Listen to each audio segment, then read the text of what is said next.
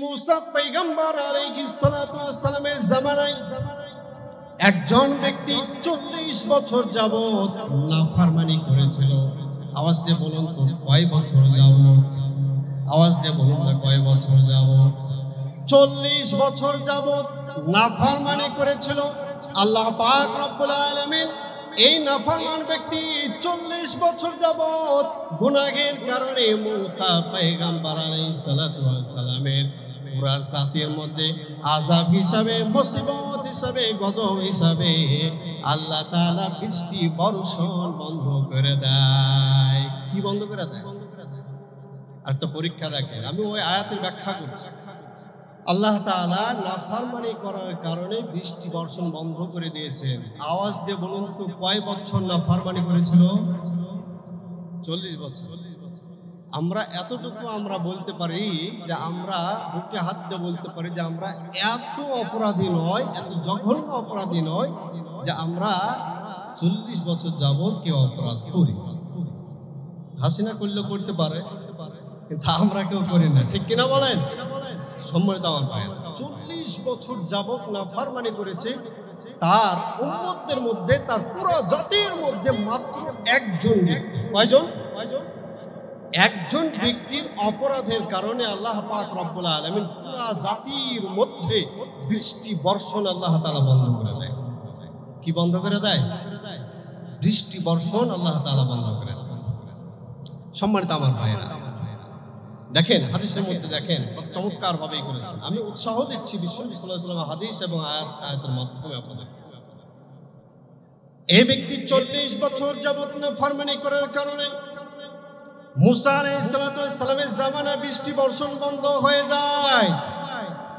বিশ্বনবী সাল্লাল্লাহু আলাইহি সাল্লামের হাদিসের মধ্যে আছে মুসা পয়গম্বর আলাইহিস সালাতু ওয়াস সালাম পুরা জাতিদেরকে নিয়ে সালাতুল ইস্তিসকার নামাজ আদায় করার জন্য মাঠে চলে যায়।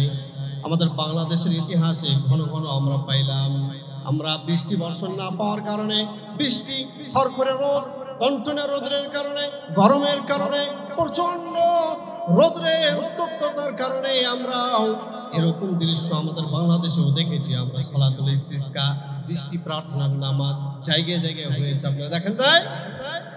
আমার বাবারা, মুসা পয়গম্বর আলাইহিস সালাতু ওয়াস সালাম পুরা উম্মতদেরকে নিয়ে মাঠে চলে যান, বৃষ্টি প্রার্থনার জন্য, দোয়া করার জন্য, নামাজ পড়তে চলে যায়।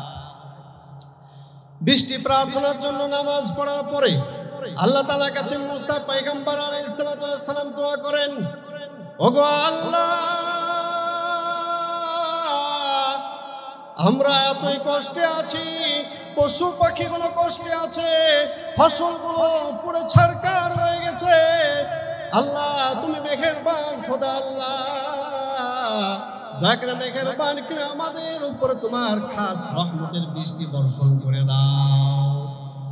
মুসা পয়গম্বর আলাইহিস সালাম নবী হয়ে দোয়া করেছেন, কিন্তু বৃষ্টি বর্ষণ হয় না। একটু মনোযোগ দিয়ে বুঝবেন, নবী হয়ে দোয়া করছে, বৃষ্টি বর্ষণ হয় না। কিরে হয় না কেন? জিবরিল আমিন আলাইহিস সালাম ওহী নিয়ে অবতীর্ণ হয়ে গেলেন, বললেন ইয়া মুসা কালিমুল্লাহ, আপনি যতই দোয়া করেন আল্লাহ তাআলা বৃষ্টি বর্ষণ দিবেন না। কেন বৃষ্টি বর্ষণ হবে না? কারণ হচ্ছে আপনার এই পুরো জাতির মধ্যে এমন একজন অপরাধী নাফরমান ব্যক্তি আছে, যে অপরাধের কারণে আল্লাহ পাক রব্বুল আলামিন ওই ব্যক্তির উপরে এত রাগান্বিত হয়েছেন। 40 বছর যাবত নাফরমানি করেছে, রাগ হওয়াটাই স্বাভাবিক। আল্লাহ ছাড় দেন, ছেড়ে দেন না, সুযোগ দেন কিন্তু ছেড়ে দেন না। আমার ভাইরা খুব মনোযোগ দিয়ে বুঝবেন, মুসা পয়গম্বর আলাইহিস সালাতু ওয়াস সালামকে বললেন, ওই ব্যক্তি যদি এই জনসমুদ্রের মধ্য থেকে না চলে যায়, যতক্ষণ যাবে না ততক্ষণ আল্লাহ পাক রব্বুল আলামিন বৃষ্টি বর্ষণ শুরু করবেন না। মুসা পয়গম্বর আলাইহিস সালাতু ওয়াস সালাম বললেন, ও ভাই জিবরিল, এত জনসমুদ্রের মধ্যে সেই জামানায় তো মাইক ছিল না, আমি কেমনে বলবো, তার কান পর্যন্ত কেমনে আমার ডাকটা পৌঁছবে? জিবরিল আমিন আলাইহিস সালাতু ওয়াস সালাম বললেন, মিন কান্নিদা ওয়া মিন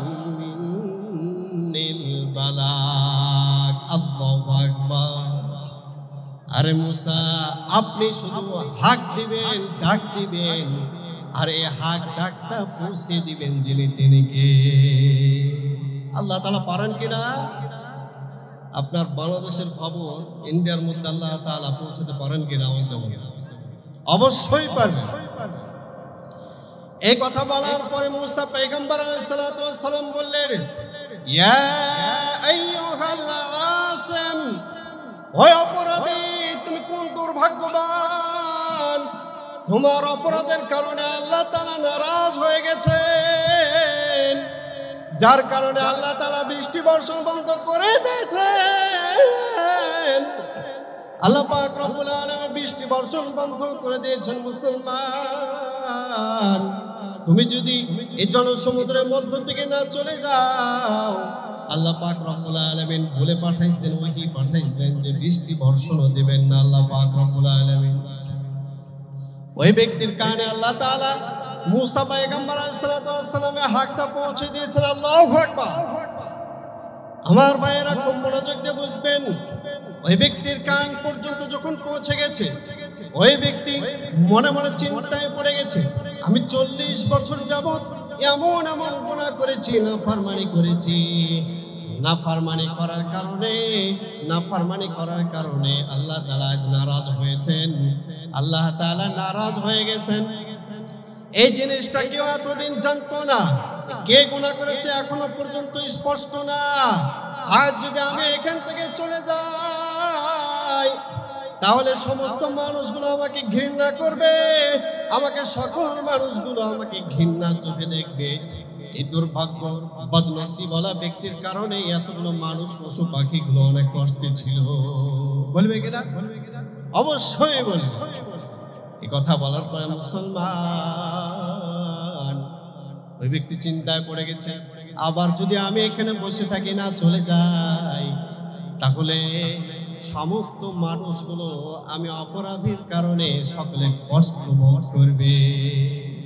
এতগুলো পশু পাখি কষ্টে আছে, এতগুলো মানুষ কষ্টে আছে, পশু পাখিগুলো কষ্টে আছে, ফসলগুলো পুরো ছারখার হয়ে গেছে, যার কারণে সাথে সাথে ওই ব্যক্তি সমস্ত গুনাহ থেকে আল্লাহ তাআলার দরবারে লুটে পড়ে।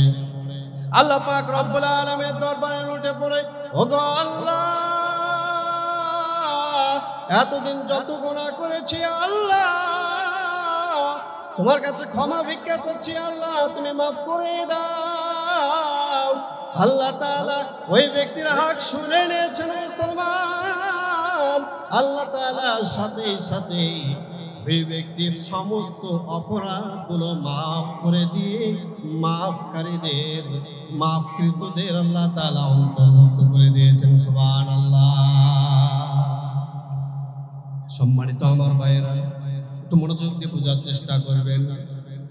এরপরে আল্লাহ পাক রব্বুল আলামিন সাথে সাথে বৃষ্টি শুরু করে দিয়েছেন। সুবহানাল্লাহ। আল্লাহ তাআলা বৃষ্টি বর্ষণ দেখছে, হঠাৎ করে বৃষ্টি বর্ষণ শুরু হয়ে গেল।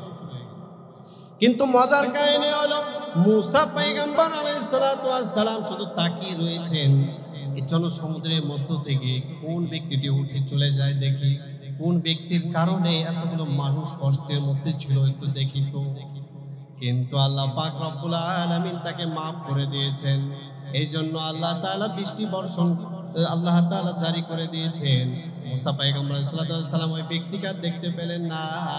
এরপরে জিবরিল আমিন আলাইহিস সালাতু ওয়াস সালাম মুসা পয়গম্বর আলাইহিস সালাতু ওয়াস সালামের কাছে এসে উপস্থিত হয়ে যায়। এসে উপস্থিত হওয়ার পরে মুসা পয়গম্বর আলাইহিস সালাতু ওয়াস সালাম বললেন, ও জিবরিল, কাহিনীটি তো আমি বুঝলাম না। কি বুঝলেন না? আপনি যেমনটি বললেন তেমনটি তো হলো না। আমি হাক দিলাম, মানুষ গেল না, অথচ বৃষ্টি শুরু হয়ে গেল। কাহিনীটা কি?